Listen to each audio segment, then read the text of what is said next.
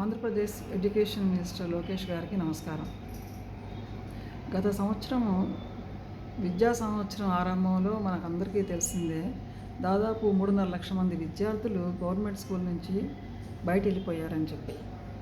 దీనికి ప్రధాన కారణము అమ్మఒడి అనే స్కీము ఎగ్జిక్యూషన్లో ఉన్న ఒక లూప్ హోల్ కారణంగా చాలామంది వెళ్ళిపోయారు. ఎందుకంటే ఏ స్కూల్లో చదివినా, గవర్నమెంట్ స్కూల్లో చదివినా, ప్రైవేట్ స్కూల్లో చదివినా ఆ డబ్బు అంతుంది కాబట్టి తల్లిదండ్రులు ఆ డబ్బుకి కొంత ఎక్స్ట్రా మనీ వేసుకుంటే మనం ప్రైవేట్ స్కూల్కి వెళ్ళవచ్చు అన్న ఆలోచనతో ప్రైవేట్ స్కూల్స్కి వెళ్ళిపోయారు.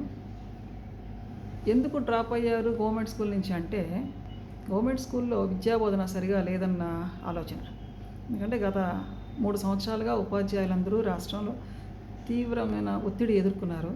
రకరకాల సర్వేలు కానివ్వండి, పనులు కానివ్వండి, అంటే విద్యతో సంబంధం లేని పనుల్లో ఎక్కువ ఇన్వాల్వ్ కావడం వల్ల వాళ్ళ సమయం కేటాయించలేక విద్యాబోధన సరిగా చేయలేకపోయారు. అలాగే ఈ విద్యార్థుల అడ్మిషన్లలో ఇంతకుముందు ఉన్న వాలంటీర్లు అనేవాళ్ళు ఈ ప్రతి ఇంట్లో ఏ విద్యార్థి ఉన్నారో తెలుసు, కానీ ఆ వాలంటీర్ ఎవరు కూడా అడ్మిషన్ ప్రాసెస్లో భాగం తీసుకోలేదు. ఎందుకంటే ఆఫీసర్లకి ఎవరికి కూడా వాలంటీర్ల మీద కంట్రోల్ లేదు, వాళ్ళు రాజకీయంగానే పనిచేశారు కాబట్టి.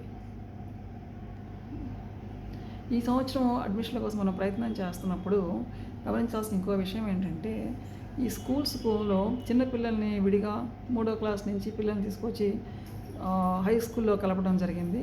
కానీ కొన్ని స్కూల్స్లో ఇప్పటికి కూడా 5వ తరగతి వరకు సింగిల్ టీచర్ ఉన్నారు. అంటే ఒక టీచరు ఒక రోజులో 5 క్లాసుల విద్యార్థుల కంటే 5x5 అనుకుంటే దాదాపు 25 సబ్జెక్టులు చెప్పాల్సిన పరిస్థితి ఏర్పడింది.